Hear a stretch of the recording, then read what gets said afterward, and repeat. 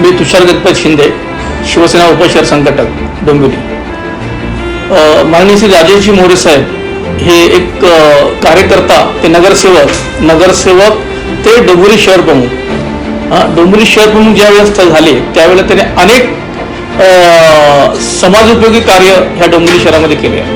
शिवसैनिक असतील, शिवसैनिकांचे जे काही कामं या शहर शाखेमध्ये होते ते कामं तात्पर्याने त्याचे महानगरपालिकेमध्ये जाऊन पाठपुरावा करून ते कामं सोडवण्याचं काम माननीय श्री राजेशजी मोरे साहेब यांनी केले.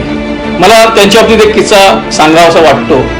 कोरोना काळामध्ये ज्यावेळेला आपण पाहिलं असेल की कोरोना काळामध्ये अनेक ठिकाणी लोकांना आजारी पडत होते, त्यावेळेला त्यांना हॉस्पिटलची वगैरे गरज भासत होती. त्यावेळेला आम्ही सर्वप्रथम आमचे शहर प्रमुख श्री राजेशजी मोरे यांना सांगायचो, साहेब असं इथे झालेलं आहे, साहेब तात्काळ आम्हाला ती मदत पुरवायचे, पेशंटला हॉस्पिटलमध्ये नेण्यासाठी ॲम्ब्युलन्स आम्हाला पाठवायचे.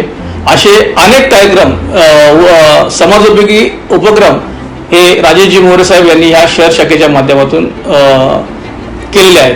राजेशजी मोरे यांच्याबाबत सांगण्यासारख्या बऱ्याचशा गोष्टी आहेत.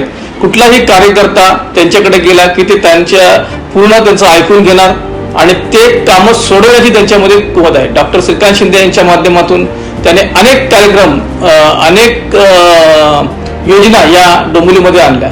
लाडकी बहीण योजना ज्यावेळेस आली त्यावेळेस सर्वात पहिल्यांदा त्यांनी कॅम्प लावला डोंबिवलीमध्ये आणि अनेक महिलांना त्या कॅम्पचा फायदा झाला. त्याच्यातून हजारो डोंबिवलीतील महिलांनी या लाडक्या बहिणीचा जे योजना होती त्या योजनेचा लाभ ह्या आमच्या शहर शाखेच्या माध्यमातून राजेशजी मोरे यांच्या माध्यमातून त्यांनी घेतला.